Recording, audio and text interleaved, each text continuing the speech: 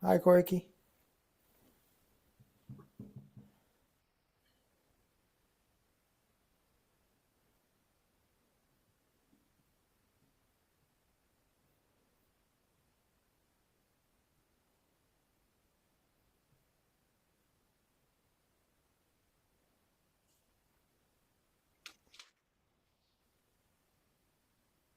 Surely Jundo hasn't gotten his times mixed up. His time doesn't change, right? Well, yeah, right, because this is anchored on his time zone, I Yeah. think.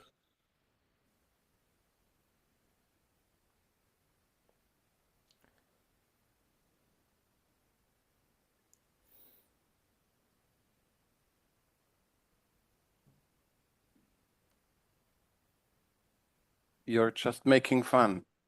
You don't think he messed it up with the time, do you? I do. I totally think it. It's entirely a possibility. That's why I keep checking for. That's why I keep checking for distress messages from him. See if Okay. something's happened. Can't we Because remotely attach to his webcam in the Zen? no. Okay. Then you could watch him running around. Yeah.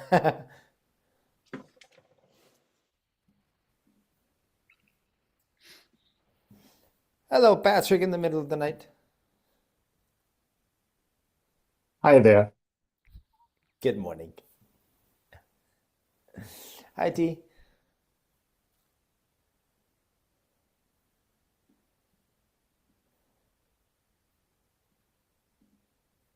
You're at a different angle.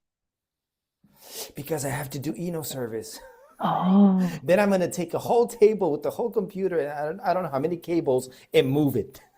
You'll see that at the end. And I usually drop it on my sleeves, so that's another thing. I'm sure it'll be seamless. And I'll be sleeveless too.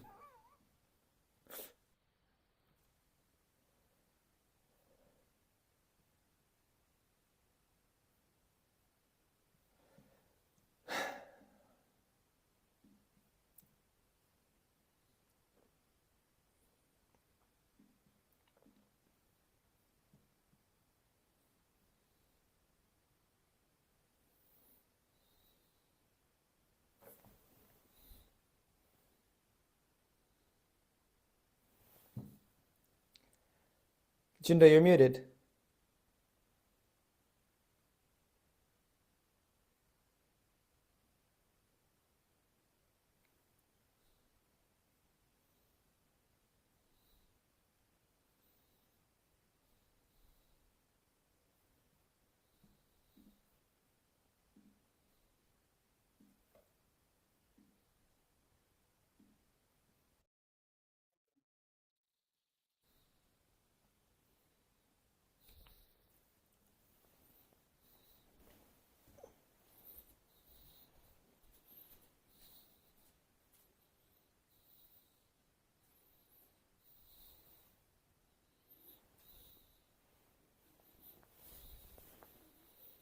Jindo, you're muted.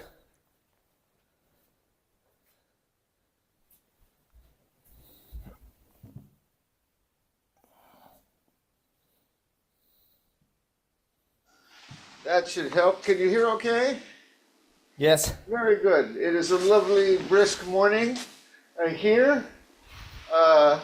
We have Q and Marco here. Marco is our official security here, so we're safe. I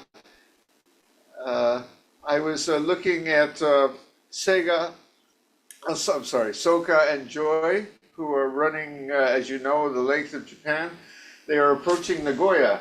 You know, Soka, you've heard about Soka. He ran from Northern. He was here for a couple of days, and then they're now at Nagoya. Yeah, doing about 50, 60 kilometers a day. So following that, bicycle is working good. All is good. Today, our subject is the very first Zen writing. It's actually Chan. by Master Bodhidharma when he crossed from India to Japan. It's 1,500 years old, but still very important for all of us today. So we'll be reflecting on that a little later. And next month, we're getting ready for our Rohats retreat. So we don't have a monthly next month this time. We have a 2-day retreat, which I'll be posting information later for people who are doing Jukai and in our Ango. And well, that's about all. Enough chitter chatter. Let's get started. Our Eno is ready? Yes, he is. Good. Well, if you've been here before, it's Bjorn, I see. If you've been here before, you know what to do, and if it's your first time, just follow along.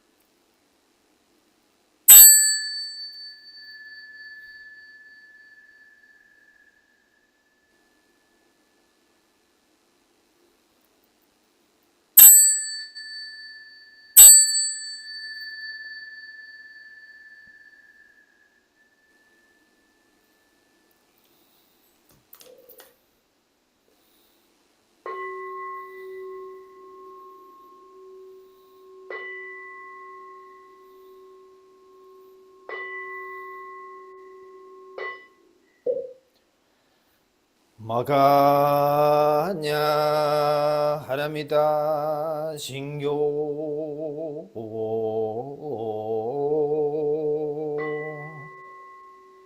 kanji zaibo satsugyo hanya haramita jisho kengon gaigodo isai yago sharishi shiki fui gu fui shiki shiki sokuze gu sokuze shiki ju sogyo shiki yago banyo ze sharishi ze shohoku fu shou fu metsu fu gu fu zhou fu gen ze go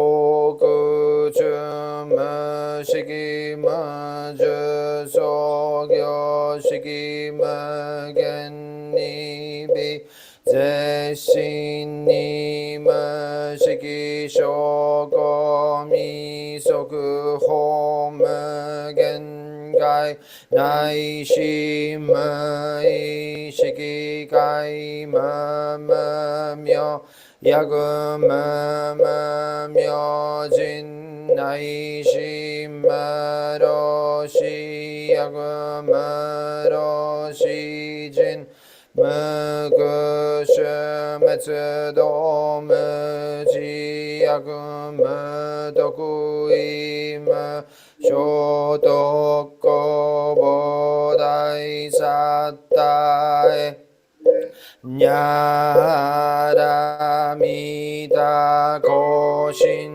Mugege Komu Ukufu Onri Saitendo Musho Kugyone Hansanze Shobutsue Hanyaramita Kotoku Anokutara Sanmyaku Sanbodai Kochi Hanyaramita Zedai Jinshu Zedai Myoshu Zemu Joshu Zemu Dodoshu No Joi Saigu Shinjitsu Fugogo Setsu Hanya Haramita Shusoku Setsu Shuwatsu Gyate Hara Gyate Haraso Gyate Boji Sawaga Hanya Shinyo.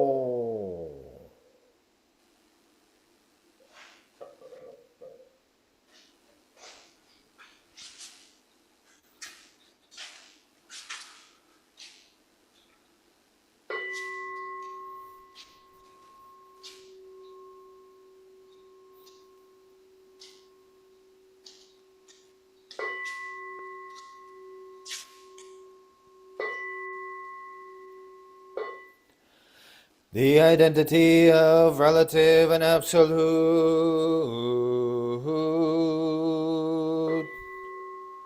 The mind of the great sage of India is intimately conveyed west and east, while human faculties are both wise or dull, in the way there are no northern or southern ancestors. The subtle source shines clear in the light, the branching streams flow in the dark. To be attached to things is primordial illusion. To encounter the absolute is not yet enlightenment. All spheres, every sense and field, intermingle even as they shine alone, interact and even as they merge, yet keeping their places in expressions of their own. Sights differ primarily in shape and character, and sounds in harsh or soothing tones. The dark makes all words one. The brightness distinguishes good and bad phrases. The four elements return to their true nature as a child turns to its mother. Fire is hot, water is wet, wind moves and the earth is dense. Eye and form, ear and sound, nose and smell, tongue and taste, the sweet and sour. Each independent of the other, like leaves that come from the same root. And though leaves and root must go back to the source, both root and leaves have their own uses. Light is also darkness, but do not think of it as darkness. Darkness is light, do not see it as light. Light and darkness are not one, not two, like the foot before and the foot behind in walking. Each thing has its own being, which is not different from its place and function. The relative fits the absolute and as a box in its lid. The absolute meets the relative, like two arrow points that touch in midair. Hearing this, simply perceive what is, make no criterion. If you do not see the way, you do not see it even as you walk upon it. Walking forward in the way, you draw no nearer, progress no farther. One who fails to see this truth is mountains and rivers away. Listen, those who would perceive the subtle matter. Live well your time by night and day.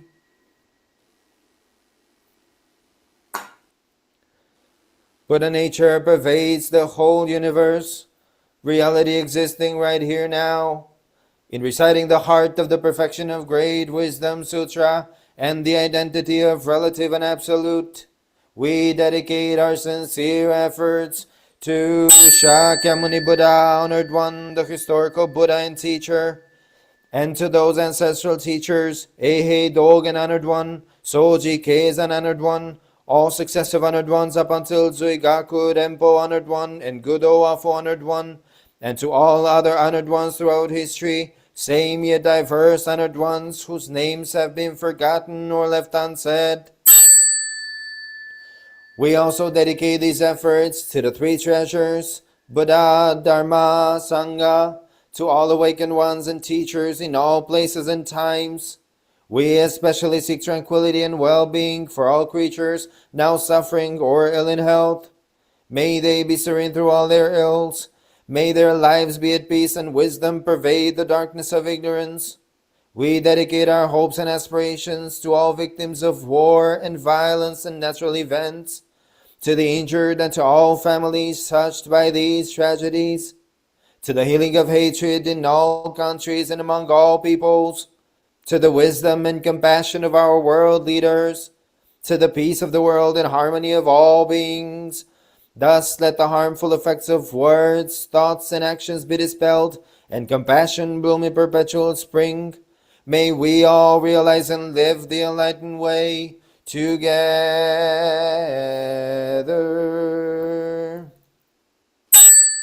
All Buddhas throughout space and time. All Bodhisattvas, Mahasattvas, Mahaprajna, Paramita.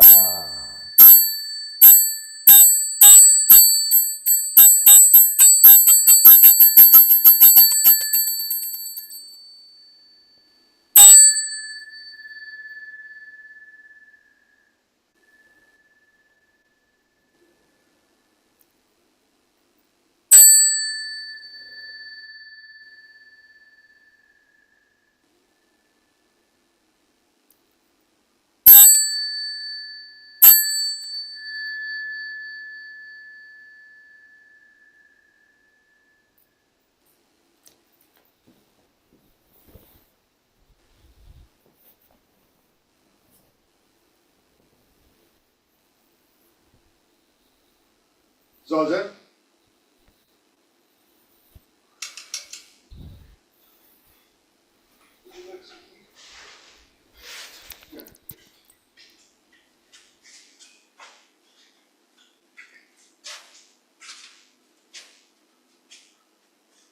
Oh.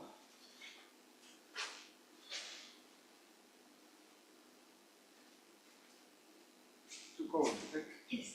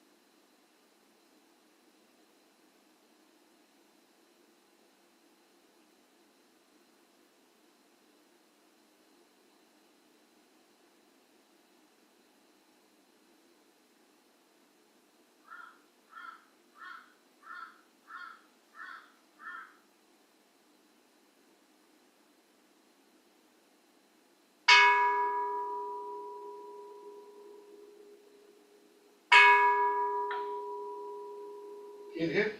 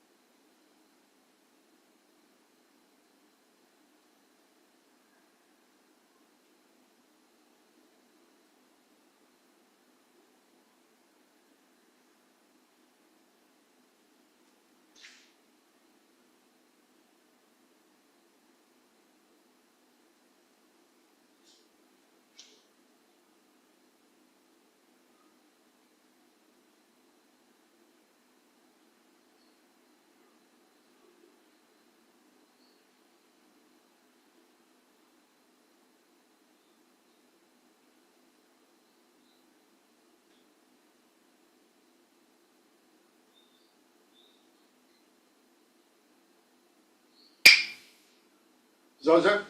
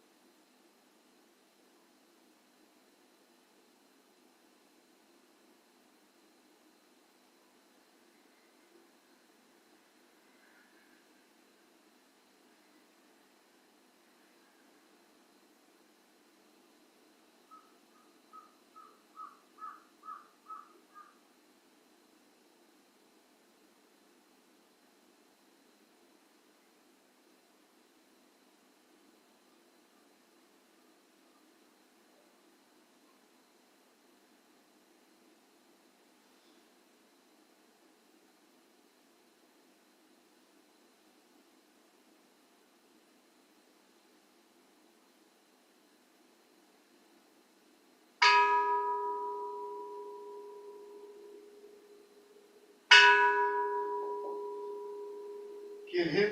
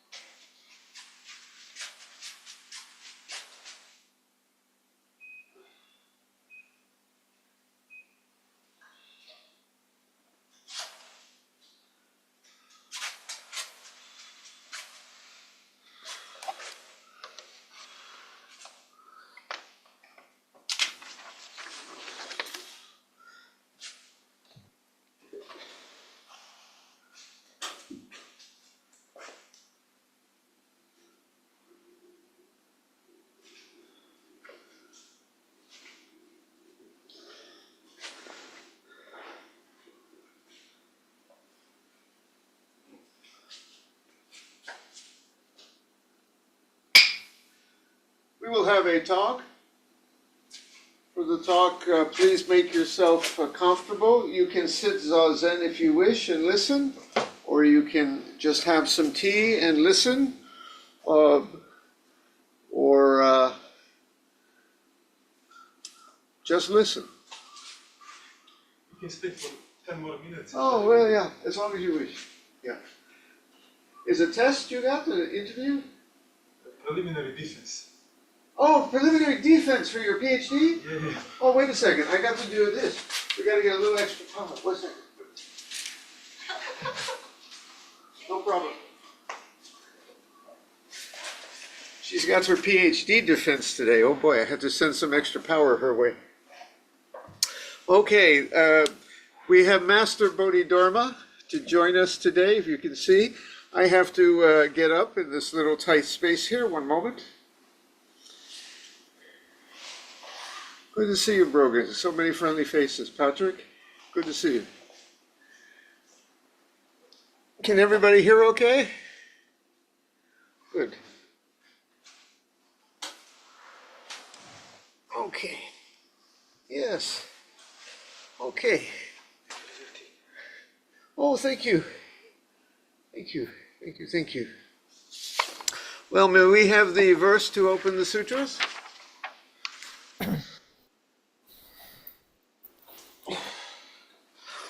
Oh. 1 second. Ignore me.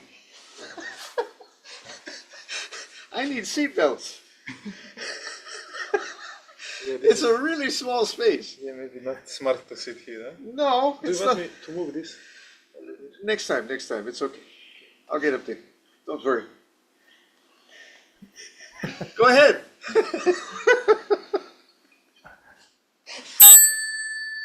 There, I got it. Okay. Yeah.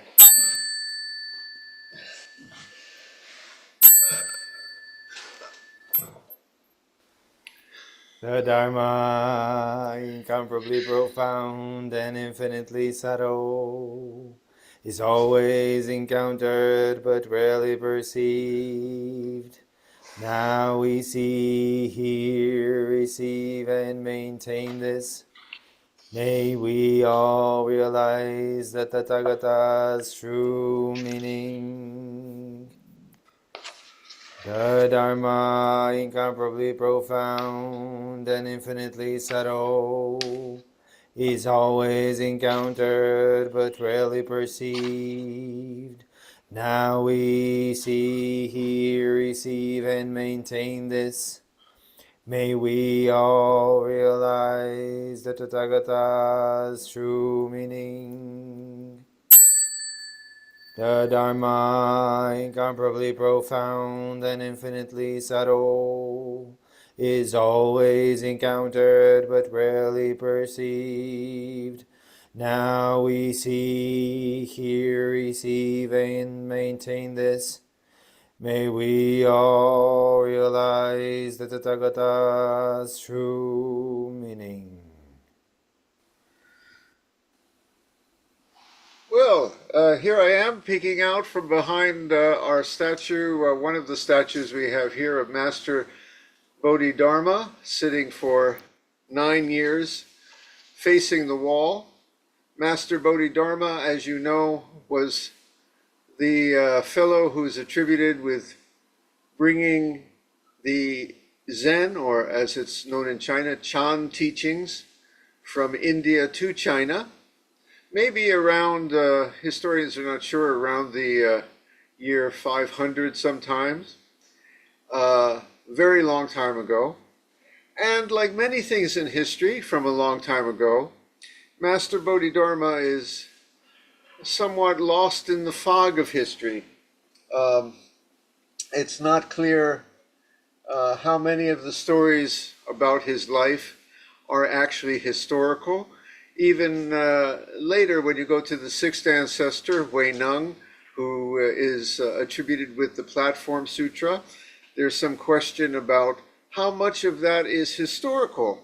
And, you know, that used to bother me a lot because I was working on a history master's degree one time, and I wanted to know what was true and what was not true.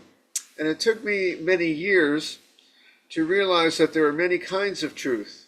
Yesterday I heard a historian of ancient Rome say that her specialty is the biographies of the old emperors. And when you read the biographies of the old emperors, almost nothing in them is factual or historical. They really struggle to identify any story from those times as being a real event. And that used to bother her too. And then she realized that there were many kinds of truths. One of the truths is the truths that are conveyed in the story, whether it is an actual historical event or not. I know Bjorn was recently reading the Lotus Sutra, which certainly is another level of just fantastic, unbelievable stories, right out of Star Wars. I mean, just fantastic special effects and all kinds of magical happenings. And that used to bother me too.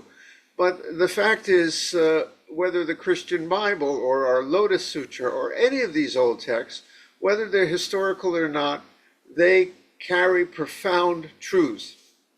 So what about Bodhidharma here? Well, it seems that there was a Bodhidharma. We don't know a lot about his actual life, where he came from, or his actual teachings. There is a good history from the time that mentions someone by that name who happened to be traveling in China about that time. But most of the writings attributed to Bodhidharma probably were written by other Zen teachers, maybe hundreds of years later. The Bloodline Sermon, for example, is one that's attributed to him. Probably by someone very different and much later. Still a beautiful work, by the way, but not by Bodhidharma. Except for one writing, the one we're going to read today. Now, I don't want to bore you with all the historians' reasons for this, but several of the great historians of Zen, Red Pine, for example, the translator, and Professor Boughton, who wrote the Bodhidharma Anthology, and Yanagida Sensei here in Japan, they believe that this, for various reasons, was likely an actual teaching of Bodhidharma, or one of his students, someone very close. Of course, they can't be specific, it was actually his teaching. But for various reasons, it is very early, very much attributed to Bodhidharma or someone in his near circle. This is the first Zen Chan teaching in China, which means really the first Zen Chan teaching we had, because Chan basically developed when Indian Buddhism came to China and merged with various Chinese cultural values and teachings, Taoism, Confucianism. It all came together, and this is our Chan way. It's Indian Buddhism through a Chinese lens. Later, of course, a Japanese lens, and now a Western lens. But at this time, this was the first teaching in China that we definitely can say is a Chan teaching. And here's the point I want to make. Our Shikantaza ways are in there. And I'm going to prove it to you today. It's not going to be hard. I don't mean to say that from the very, very beginning, people were sitting Shikantaza, exactly like we do. Chan was developing, and there were many, many ways at the time to, for example, sit and meditate. For example, doing visualizations, doing something close to Vipassana. Chan was still in its early phases. However, when I read this to you, you will see that the teachings of equanimity and non-dualism and just sitting are present in this earliest teaching. Or, well, you got my guarantee, okay? Now, enough of me talking about it. Let's actually get into it. It's called the Treatise on 2 Entrances and 4 Practices. And the title is a little confusing because it sounds like there are 2 entrances and 4 practices. It probably means that there are only 2 paths. One is the entrance and one is the 4 practices. So the title is a little confusing. But what are these entrances, or this entrance, and what are these practices? Many roads lead to the path. That's true. We have many forms of Buddhism. We have many ways, even other than Buddhism. Hinduism, for example, Jainism. There are many ways. Within Buddhism, many ways. But basically, there are only 2: principle and practice. Well, practice, we know what that is. That's what we're doing now. We're practicing. But this word principle, we have to take a moment to focus on what that is. This is an example of a Chinese traditional philosophical belief being used to translate Mahayana Buddhist beliefs on the Dharma. Principle here is a word called ri. Ri. D.T. Suzuki, for some reason, translated this as reason. Not a very good translation. It sounds like it's the cosmic reason, but it's kind of like the cosmic law. It's Dharma in the sense of the principles, the law, the truth that holds the whole universe together. All right? The way things are. The cosmic principle. Right? This ri, principle. So there are only 2, principle and practice. First, he discusses principle. To enter by principle means to realize the essence through instruction. That's what we're doing now, to study the teachings. And to believe that all sentient beings, both ordinary and enlightened, share the same true nature, which isn't apparent because it's shrouded by sensation and delusion. Basically, from these early times and the way we sit Zazen with trust that this is Buddha's sitting.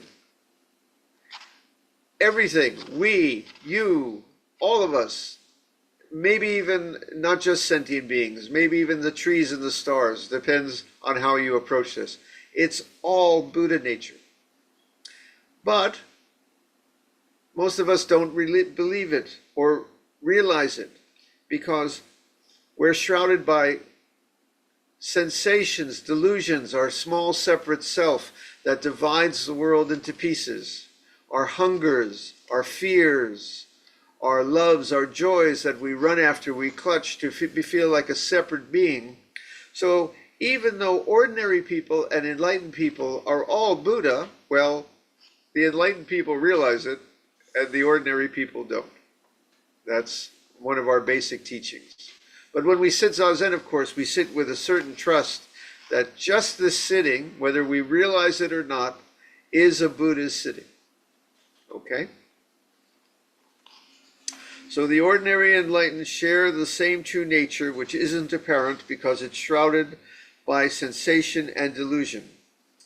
Those who turn from delusion back to reality, who dwell absorbed in wall gazing, good luck. The absence of self and other, the oneness of ordinary person and sage, and who remain unmoved even by scriptures, are in complete and unspoken agreement with principle. First off, this shows that right from the very beginning, they were, of course, sitting some kind of Zazen. And what kind of Zazen? To turn from delusion back to reality, as we're doing today in our Zazen sitting, it says something like to dwell absorbed in wall gazing. Now this Piquan is the Chinese expression, is very confusing to people. Now a lot of people take it literally. Much of our sitting, traditionally, we sit facing a wall. And people think, well, that's all it means. You sit facing a wall, you're gazing at the wall. I am pretty sure that is not all Bodhidharma meant. This is all about very profound things. He's not giving any teaching so mundane as just, we just sit and look at the wall. That's not what he means. Looking as a wall's looking. Think about it. We sit as a wall, a sentient, aware wall, looking at this world. I have a wall in my garden. This is very easy to explain. And that wall doesn't need a lecture on Buddhism. Why? It sits there in the sun, in the heat, in the snow. It sits there when the bird does its business on its top. It sits there when the wind comes. It sits there in the rain. It sits there, this is a word I had to practice before I came today because I'm always imperturbable. Gee, I got it wrong, you see. It's imperturbable.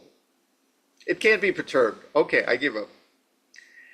It sits there with the uprightness, steadiness, strength, and equanimity of a wall. We sit in Zazen as sitting walls. Now, it's not a dead wall. It's a living, we are living walls. So we're seeing, we're gazing, we're sentient, but we're sitting with the equanimity of a wall that sits there in the garden through snow, through rain, through earthquake, whatever it is. It sits, and this is how we sit. This is how I take the expression wall gazing, which I think is very similar to how we sit with the equanimity and acceptance of Zazen. We also, in basic Mahayana and Zen, what are we doing? We're softening our sense of separate self and the division between ourself and everything that's in our mind divided from ourself. We consider separate. This is basic non-dualism. So it says, we dwell absorbed in wall gazing, the absence of self and other, the hard borders between your little self and everything else, and I mean everything else, all things, all beings, all moments of time, the whole universe, from the smallest ants and atoms to the greatest galaxies. The hard borders and divisions are simply absent. We sit with the oneness of the ordinary person and the sage. As we spoke, it's all this Buddha nature. And we remain unmoved even by scriptures. We don't need the writings anymore. We feel we are embodying the wisdom of the Buddha. Now, that doesn't mean we don't study writings. We're studying writings right now. We study the old scriptures. It means that we sit with such equanimity, wisdom, and understanding that we don't need the scriptures. The scriptures are now clear to us, like that. Then we are in complete and unspoken agreement with principle. Without being moved, without being moved, without effort, without discrimination, serene and inactive, they enter, we say, by principle. Now, the expression here in Chinese, many of you, especially in the martial arts, may know this, Wu Wei, which is something like non-moving. Or sometimes we say, we expand on it, we say moving, non-moving, which is even as we go through life, whatever we're doing, even amidst the chaos and the storm, there is non-moving, silence, serenity, stillness. We are moving, but we are still in the same moment. This again is a fundamental teaching of Shikantaza, where we're doing, but we're not doing. We have goals, but we're goalless. The storm is happening all around us, yet we also see the stillness in the storm. The noise, the commotion, even the war is happening all around us, but we also know the peace and silence in the noise and commotion, like that. And thus it is, we are unmoved, without effort, without discrimination, serene and inactive. Thus we enter by principle. Now, to enter by practice refers to 4 all-inclusive practices: suffering injustice, adapting to conditions, seeking nothing, and practicing the Dharma. And I got to tell you, the first and the second one always strike me as very close. Let me, if I may, have a little tea here for a moment. By the way, this was written 1,500 years ago. My job is to make it relevant to you. If this is just some old text, we're wasting our time today. I'm telling you, people were people. People in that age suffered with many of the same things we suffer with. Worries about their family, their health, where their next meal was coming from. This teaching is as relevant to you now, whatever you're facing in life, as it was to people in the time of old Bodhidharma. So, the first practice is in the face of suffering injustice. A lot of things in this world are unfair. A lot of things in this world are unwelcome. When those who search for the path encounter adversity, they should think to themselves, in countless ages gone by, I've turned from the essential to the trivial and wandered through all manner of existence, often angry without cause, and guilty of numberless transgressions. Now, though I do no wrong, I'm punished by my past crimes and karma. Neither gods nor men can foresee when an evil deed will bear its fruit. I accept it with an open heart and without complaint of injustice. The sutras say, when you meet with adversity, don't be upset because it makes sense. Without such understanding, you're in harmony with principle, and by suffering injustice, you enter the path.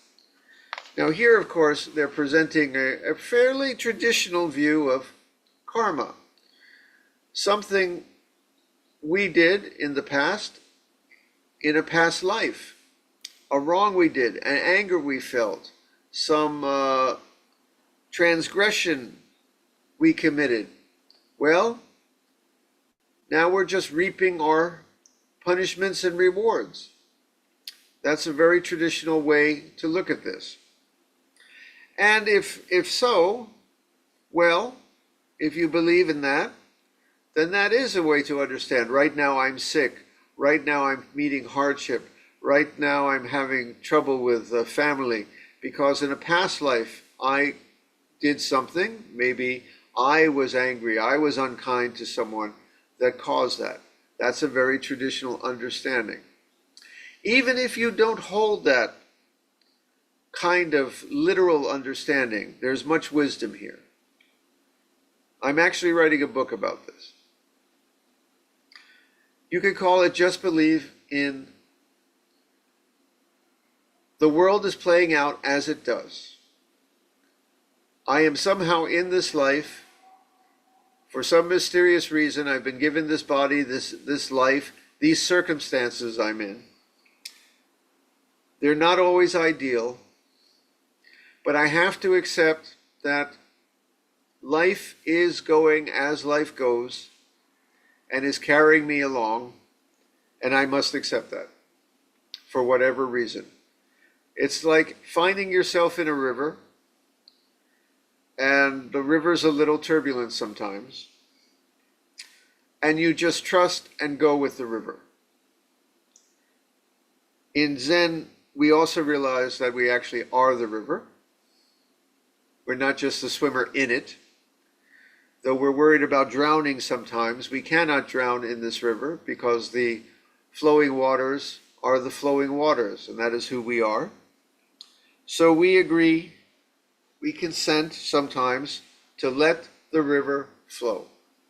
Now, when it says accepting injustice in things, by the way, footnote, that doesn't mean you have to be passive. No, Bodhidharma is still the fellow who walked from India to China, kind of a go-getter. We were talking about Soka before, who's running across Japan. In the old days, everybody did that. We're impressed by him. In the old days, if you wanted to get across the world, I'm sorry, there were no airports, no trains. You had to walk. Bodhidharma certainly walked from India to China. Maybe he took a boat at some point. So this is not about being passive. If there's injustice in the world, you can still oppose it, try to stop it. If there's a war in the world, you can try to end it. If there's hunger in the world, you can try to feed the hungry. If there's sickness in your life, you can go to the doctor, take your medicine, take your treatments.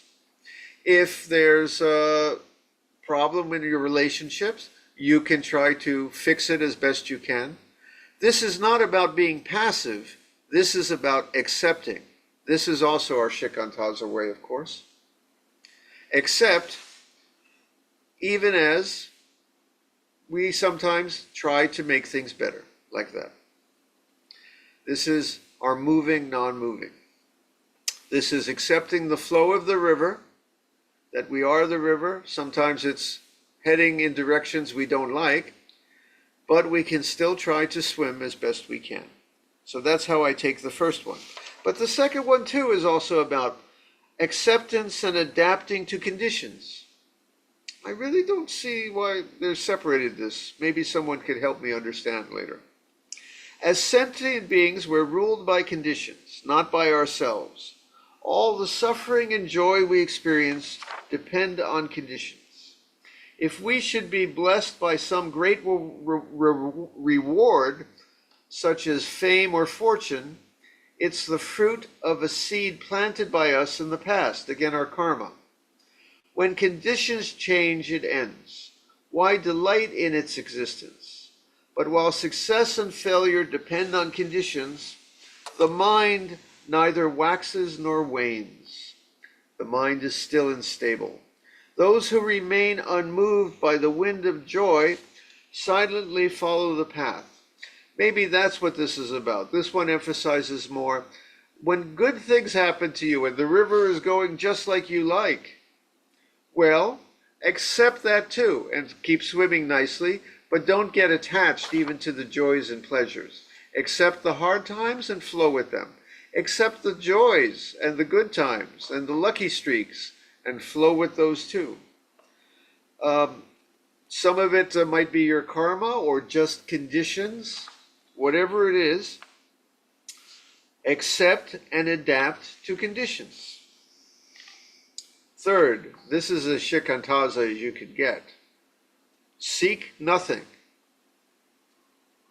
See, right there in the earliest days of Chan, they were teaching non-seeking, goalless practice. What do we often say about our shikantaza practice? It's goalless sitting. This is the reason. We sit without a thought of attaining, asterisk, and by doing so, we attain something very precious, or better said, we rediscover something that was always there. By giving up our hunger to chase, to grab, to get, to run, to make things otherwise, we realize something very precious always here. So number 3, seek nothing. People of this world are deluded. They are longing for something always, in a word, seeking. What do I always say almost every week? The medicine of shikantaza is for us getting up in the morning and immediately starting to chase and want and grab and run away from the bad stuff and get ahead of the other guy and get more and more and more. And if we got $1 billion, we want another billion. Right? Now, sometimes we need to seek because we don't have $1 billion. We just need to get a little food in our bowl. That's fine. But even then, even though we have to work and put things on the table, don't be a prisoner of seeking. Do what you need to do, but don't be poisoned by excess and avarice, greed. So our way is seeking nothing. People are always longing for something, in a word, seeking. But the wise wake up to the essential principle, which is contrary to human convention. They pacify their mind in inactivity. That doesn't mean not getting out of bed in the morning. It means they have an inner stillness. An inner stillness. Their heart is stable and still and silent, even as they're running around with things to do, people to see, work to accomplish. They pacify their mind in inactivity and accept whatever happens to them.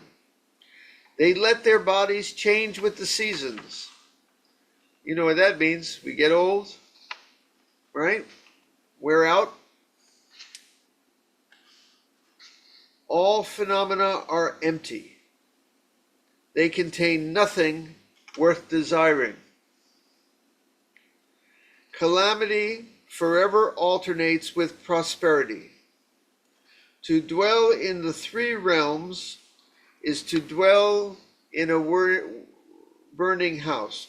The reference to three realms, I'm not going to get into it, but it means basically to dwell in this universe, to dwell in this reality. Is to dwell in a burning house. This world is burning. To have a body is to suffer sometimes. But does anyone with a body know peace? Sounds really desperate, but it would be but he's giving us the answer here, remember. He's pointing out the situation. Does anyone with a body know peace? Those who understand this detach themselves from all that exists and stop imagining or seeking anything. The sutras say to seek is to suffer. To seek nothing is bliss. When you seek nothing, you're on the path. Just a comment there. When he says seek nothing, this is not nihilism. This is not giving up and just pulling the covers over our head and not getting out of bed in the morning. Just deciding it's all not worth it, so we're just going to sit here in the cave for 9 years. Even Bodhidharma said he sat there in the cave for 9 years. I don't quite believe it, because he was also very active, teaching, doing many things, even as he sat. What it means is, even as we're moving, we know the nothing to attain in our hearts. This is our shikantaza practice. Even as we go through the daily life of needing to put food on the table, we also know this other part of our heart where there is truly nothing to attain because it's all right here. When you give up the seeking and the hunger and the thirst and the search in emptiness, that doesn't mean you fall into a nothing void. It means you realize the fullness of the wholeness where there is nothing in need of seeking, because we are the river. It's like being thirsty in the river. This is our human condition. We're in the river up to our necks, and we thirst. We hunger for many things. Of course, we need to drink to survive. But part of us in our hearts can realize that we were the flowing waters all along. This is our Shikantaza practice. This is why we sit as we do.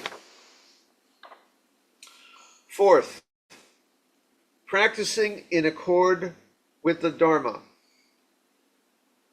The Dharma is also like Ri again. It's the great teachings of by the Buddha about the way things are. The Dharma is the truth that all natures are pure. By this truth, all appearances are empty, empty of separate self-existence. Defilement and attachment, subject and object don't exist. There is no this and there is no that in the great wholeness. If everything is the river, there's nothing that is not the river. We feel that there is this and that. We feel there is me and you. We feel that there is win and lose. We feel that there is friend and enemy. We feel that there is all these divided things in the world, but in truth, in the Dharma, there is no this and that. The sutras say the Dharma includes no being because it's free from the impurity of being. And the Dharma includes no self because it's free from the impurity of self, the small self, the small being. And by knowing this freedom from the divisions of a small self and a small being, we realize great being, great self, our true face. Those wise enough to believe and understand these truths are bound to practice according to the Dharma. And since that which is real includes nothing worth begrudging, they give their body, life, and property in charity without regret, without the vanity of giver, gift, and recipient, without bias or attachment. Now we're getting into how we should live. Now that we've realized this wholeness and goodness, even though we realize there's nothing in need of taking or giving, even though we realize that even the giver, the hungry child, and the donor are one and the same, we should still be charitable. We should still be gentle in this life, caring and giving. And to eliminate impurity, they teach others, but without becoming attached to form. Thus, through their own practice, they're able to help others and glorify the way of enlightenment. And as with charity, they also practice the other virtues. That's why we're studying the precepts. But while practicing the 6 virtues to eliminate delusion, we practice. This is Shikantaza again. There's nothing to practice, and thus we practice. And while practicing the 6 virtues to eliminate delusion, they practice nothing at all. That's a koan. This is what is meant by practicing the Dharma. Practicing, non-practicing. Goalless stillness. If that ain't Shikantaza, back there in the 6th century, I don't know what is. All right. That is Bodhidharma's treatise on the 2. I'm going to check. Treatise on the 2, the entrance and the 4 practices. Okay. Do we have any questions? Bodhidharma's right here. He will answer them for you. Can you hear me, Bodhidharma? Yeah, I'm here. Go ahead. Anyone got a question? I can't really see because Bodhidharma's in the way, but if you got a question, just wave your hand, jump on in. Anything at all? No? We have all this wonderful two-way. Oh, Taegon, there you go. Okay. Yeah, Taegon, go ahead. It's more maybe not a question, but it's an observation, perhaps. I'm trying to read the Iliad right now, and it's going very slow. But historians have a similar thing to say about Homer. They don't really know where Homer was. He was a historical figure, but maybe there were 6 of him. Maybe Homer was a title. but we attribute this epic poem with this person who may or may not have been a bard, and that's just what they called bards. And so I think there's a lot of interesting shades of truth in a lot of history that perhaps we take for granted. So just it's interesting to see it appear in other cultures as well. The historian yesterday was making this point. I think it's very important for scientists like yourself too. There are different kinds of truth. If I say, for example, that Earth is round, or actually it's not quite round, it's more of a, anyway, I'm getting, you get me, Earth is not flat, or that there's a parking lot, there's a parking lot behind the building. These are factual truths of a kind. And unfortunately, we live in a world right now where people are doubting science, doubting truth, whether it's believing the Earth is flat, or I don't want to get into all the political things, but you know what I mean. We're living in a world of truthiness, all right? I don't think that's good. I don't think that's good. I respect science. I respect history. I respect actually knowing things. But there are other kinds of truths. So if we read Homer, even reading Shakespeare, or reading Bodhidharma, whether he wrote these words or not, that is a truth. I don't care who wrote them. And I don't care if it's, for example, even a Lotus Sutra story where 500 bodhisattvas or 5 million are leaping out of the ground and flying in the sky. There's a point that's trying to be made in the wonderful story. And as long as it's a good point, that's all I care about. You agree, Bodhidharma? Yeah. Okay. One more quick question before we go, or a comment? Anything at all? Trying to say yes, Bjorn. Yeah.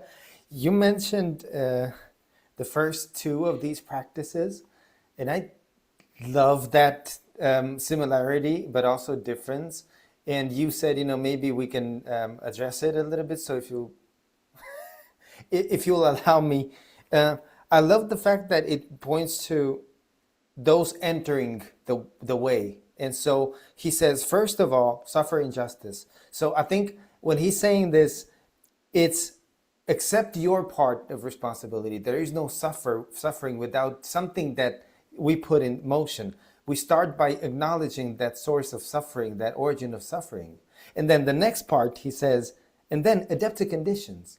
There's stuff that's under your control, so whatever you do, put it in motion in the right way, and then there's stuff that you cannot control. So accept that too, and flow with the flowing, and learn that what you do is your responsibility, and there's stuff that is really not for you to control. So I really, really love that little difference there.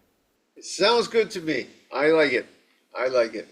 But anyway, I think this teaching will still be relevant 1,500 years from now. This is certainly a timeless teaching. But one thing we have to do, we're on our new slightly abbreviated schedule now. We have to chant at double time, Bjorn. And then we have to, no, I'm just kidding. And then we're going to do a little stretch and a little more sitting, and then the meta verses. Okay? Go ahead. The Dharma, incomparably profound. May the merits. I'm sorry, yes. Yeah, that's right.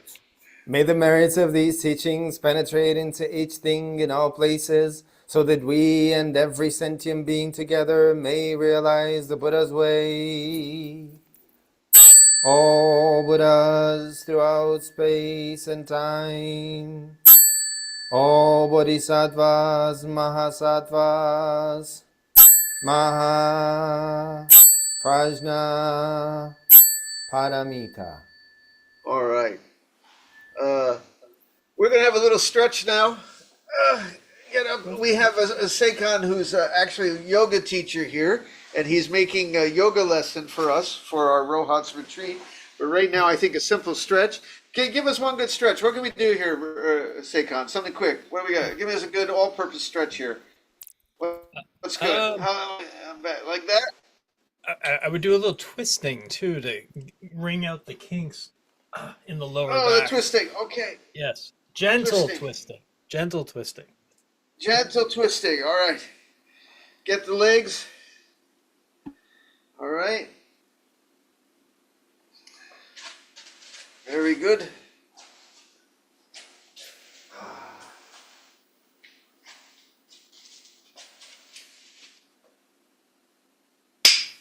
Zazen!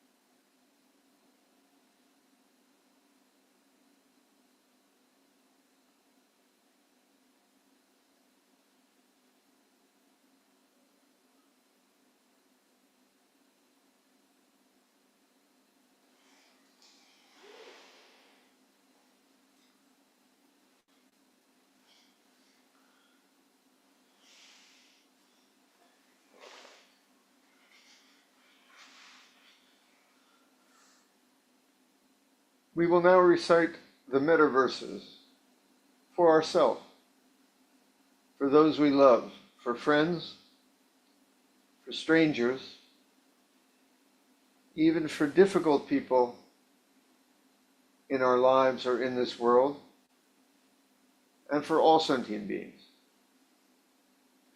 If you don't know the words, please listen and join in your hearts. First, for us. May I be free of suffering. May I feel safe and still. Really feel this. May I be free of enmity. Enmity means hate, resentment. May I be loving. Really feel it. Grateful and kind. May I be healthy. And when that is not always so, at ease in all my ills. May I be at peace, embracing all conditions of life. Now for someone we love, someone in our family perhaps. May they be free of suffering. May they feel safe and still. May they be free of enmity. May they be loving, grateful, and kind. May they be healthy and at ease through all their ills. May they be at peace, embracing all conditions. That means all conditions, like Bodhidharma said. Embracing all conditions of life. Now for a friend.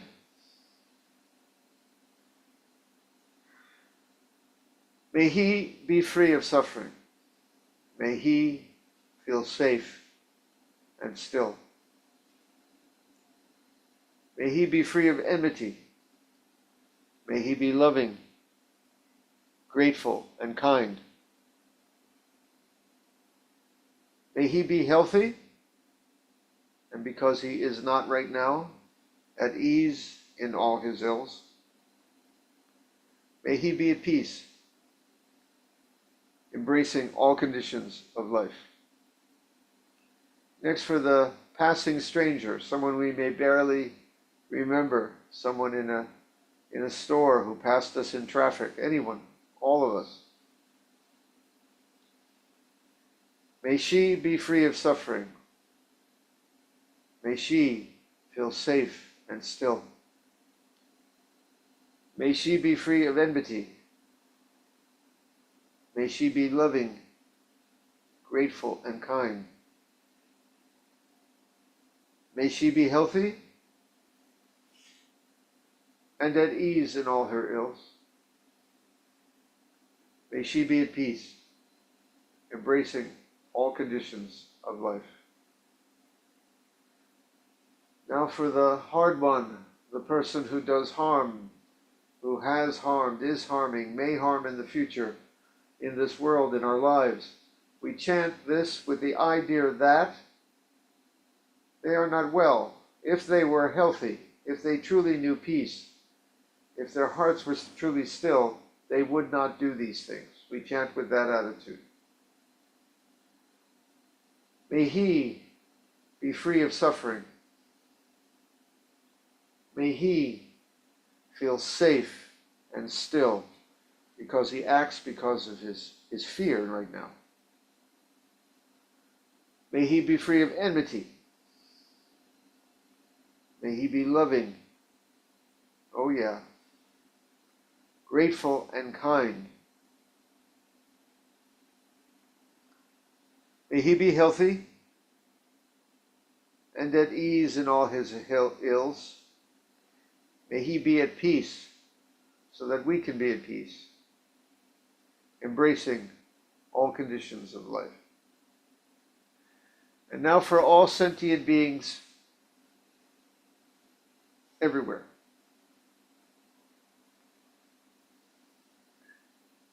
May we be free of suffering. May we feel safe and still.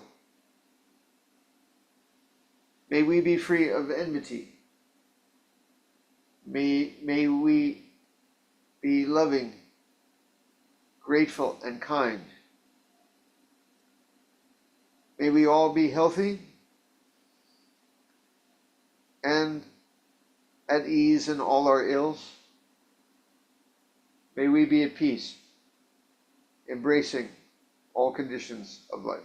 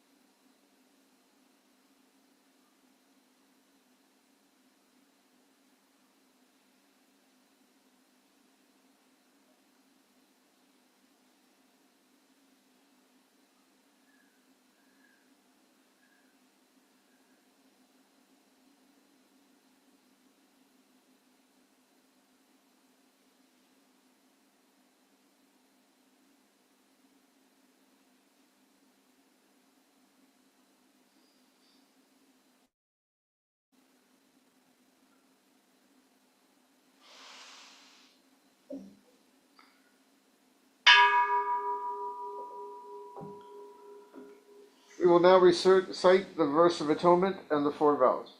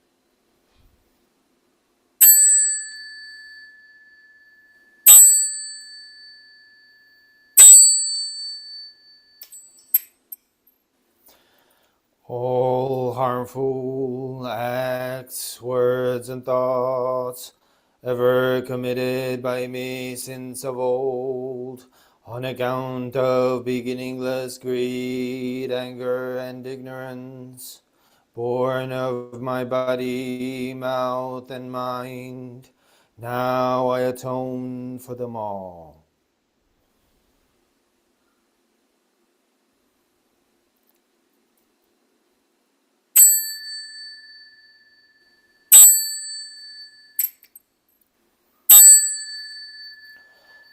To save all sentient beings, though beings numberless, to transform all delusions, though delusions inexhaustible, to perceive reality, though reality is boundless, to attain the enlightened way, a way non-attainable, to save all sentient beings, though beings numberless, to transform all delusions, though delusions inexhaustible, to perceive reality, though reality is boundless, to attain the enlightened way, a way non-attainable,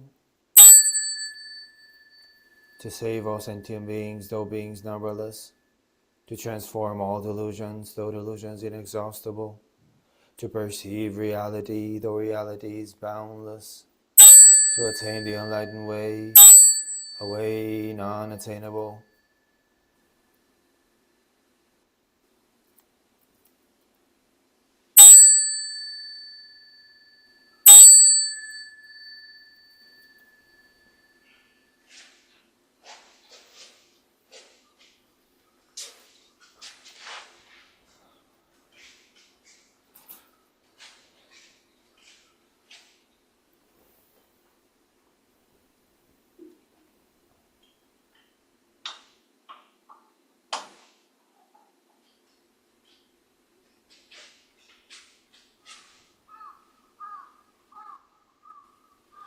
Well, lovely, lovely. All of you, please go on this week learning from Master Bodhidharma, sit like a wall, then accept all conditions, and be free of all desires. I wish you well. Thank you, Master Bodhidharma. Thank you, everybody. All right. Love to see you, and thank you for sitting all together. Have a lovely this week and weekend. See you guys later. Bye-bye. Oh, and by the way, before I go, we got our new show. Congratulations, Teaching of the Susho. Thank you, Shonen Shinkong for last month. And anyway, you'll see me about it later. Don't keep you. See you guys later. Bye bye. Thank you very much, Jindo. Have a good day. Thank you. Bye. Bye, everyone. Bye. Thank you. Bye bye. Bye, Oliver. Thanks, Beyond. Bye bye. Thank you, Jindo.